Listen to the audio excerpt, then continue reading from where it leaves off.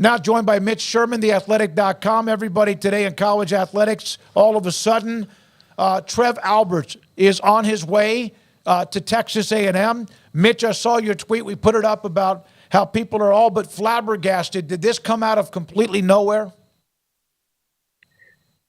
Pretty much out of nowhere, yeah, I would say. Trev's been the job that he's done at Nebraska, I think, has put him in a place where it's not surprising to see his name come up. It is surprising, though, to hear him mentioned in this way. I want to emphasize that it's not a done deal. Right. And we'll see. He certainly is expected to take this job, or has been expected as of early in the day. And, I honestly thought we would hear something finalized by now. That's generally the way these things work. So everyone, at least in Lincoln, probably, just as much, I would say, in College Station, is on pins and needles, waiting for the smoke to emerge that this is done. And, there's certainly some who are holding out hope around the Nebraska program that he could reconsider. So we'll see. But yeah, it was undoubtedly a surprise. And I would say horrendous timing for Nebraska. Well, I know that they're transitioning the president too, and now an AD. So what does this mean for the football program moving forward and the support they were getting from a former football player as the AD, and they didn't even know who the next candidate could be? Right. Yeah, you're right about the president, and it's been ongoing for 7 months since Ted Carter, who was instrumental in bringing Matt Rhule to Nebraska in 2022, announced his departure for Ohio State. And Carter's now the president of Ohio State. Incidentally, he gave Trev Alberts an extension and a raise on the way out the door this last fall, and then hired Ross Bjork from Texas A&M to create the opening that Trev Alberts is now set to fill. Again, if this happens, it's not done. But from a football perspective at Nebraska, this would be troubling because of Albert's great understanding for what football needs to succeed, because of the progress that has been made in a year and a half almost with Matt Rhule in charge. And because of the fact that Matt Rhule put a lot of trust in Ted Carter and Trev Alberts when he decided to coach in 2023.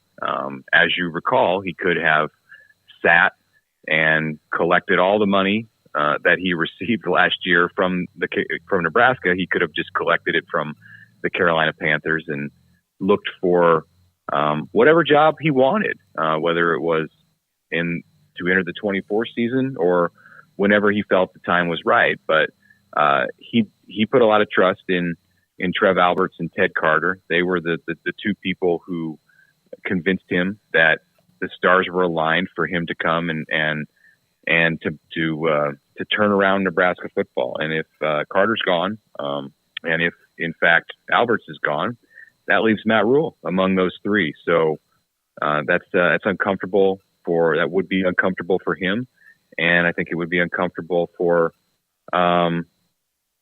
Nebraska at large. Mitch, and I asked this question respectfully about Trev Alberts. I truly don't know, and I imagine there's a lot of A&M fans who are scrambling right now to try and find out more information as well. But what makes, in your opinion, and based on what you know about the successes and whatnot about Trev Alberts, what makes him a ideal candidate for Texas A&M? Well, he's a great communicator. People remember him from his days on TV after his short-lived NFL career. He was at CNN and ESPN as a college football analyst, and Trev can moderate and run his own press conference, and that's a skill, the communication skill. I think that it has been important for him at Nebraska to get his messages across to the fan base. Now, it was a willing audience. Clearly he was well known around the state of Nebraska because of his playing days, and he was very visible in the state of Nebraska even before he took over as the AD. He was the AD at smaller school in Omaha, Division I school, but certainly smaller than Nebraska.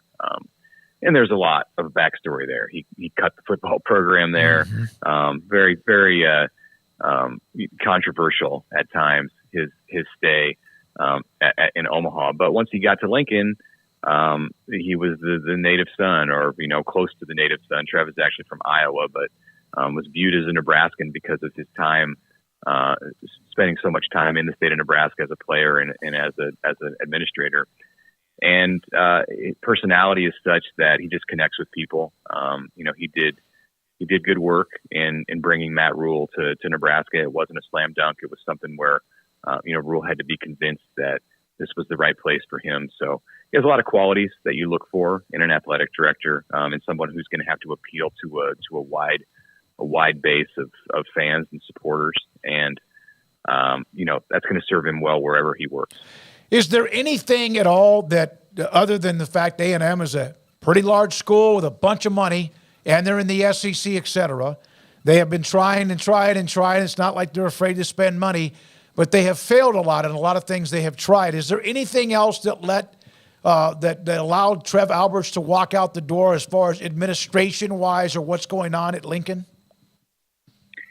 Yeah, I don't really think it's about money, and I know that sounds like a silly thing to say when you're talking about Texas A&M, because there's, Texas A&M has all of it. They have lots of it, certainly more than what you'll find in Nebraska. But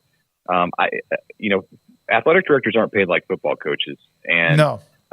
Trev Alberts was making 1.7, set to go up to 2.1 million in 2026. One of the highest paid ADs in the Big Ten, top 10 nationally. If he had gone to Nebraska and this was a money thing, and he felt like he was underpaid, which he wasn't, and he needed more money, he would have got the money. So I don't think A&M outbid Nebraska on this. It will be interesting, if he takes this job and discusses his reasoning. It will be interesting to hear what he has to say about it. And I think that Trev had grown frustrated at Nebraska with some of the leadership, some of the stuff that we talked about. It's not just that the president's job has been vacant for 7 months. Nebraska has had turnover at its chancellor position, which, to get into the weeds on university leadership, the chancellor presides over the campus. The university president provides over a four campus system. But these are the two leadership positions that govern and dictate policy, not just for the athletic department, but for the university system in general, and have a lot of impact on the landscape and the culture around athletics in the state. And there has been a lot of turnover, and in the case of the president's job, it's open right now. So I do think there was some frustration there, and he has been working on a stadium renovation project. We'll see what happens to that, but it's possible there have been some snags there in some of the fundraising efforts. So hard to say. All of this is somewhat new to process. 24 hours ago, I had no idea that we would be talking about this today. So it's still a new story, but there's some theories there on what may have led him to want to look around, but nothing that's concrete at this point. Have you had any indication at where they would look for a replacement, or is it still even too early because he hasn't confirmed he's leaving just yet? Right. Well, no, and I don't think they've thought about it as a university yet, because they're trying to keep him. So, but like with a coach, you can speculate about who the next person might be before the seat is empty. And there's internal possibilities. Certainly, John Cook, the four-time national champion volleyball coach, is somebody to look at, and he was mentioned as a candidate. He talked to the Nebraska leadership about this job when it was open the last time in 2021, and Alberts took it. I think you would probably want to look at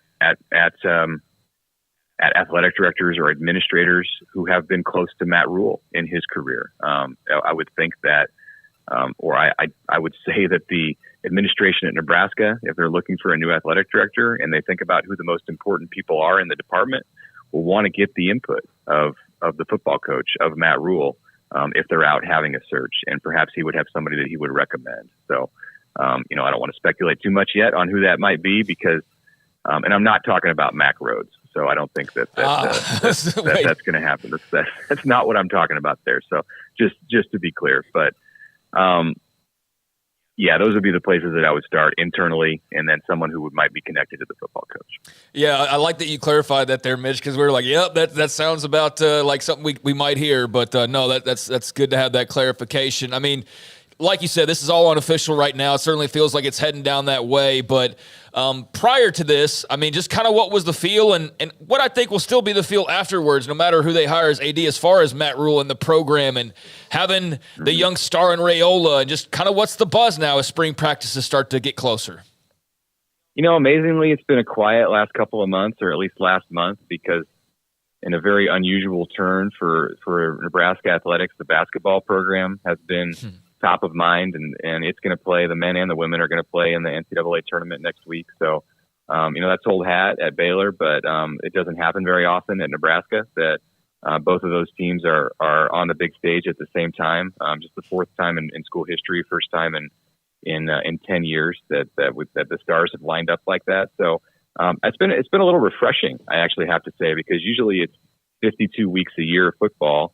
And we've had a little 3 or 4 week break probably, since the signing class was complete and Matt Rhule's offensive coordinator situation was finalized. He hired Glenn Thomas as a co-offensive coordinator from the Pittsburgh Steelers to work with the quarterbacks. And he'll, of course, be in charge of Dylan Raiola when spring practice starts a week from Sunday. So very quickly, we're going to get back into full-on football mode. And it is an exciting time, and there's a lot of energy and positive momentum after Matt Rhule's first year, even with the 5-7 record. They feel like they made a lot of progress, and the defense was much improved, and they were able to keep Tony White, the defensive coordinator, away from some potential suitors. And, I think he's a future head coach, but Nebraska's got him back for one more year. So at least, so there's excitement there, and everyone's going to want to see Raiola. He, of course, is an early enrollee, the 5-star QB signee when spring practice does open later this month.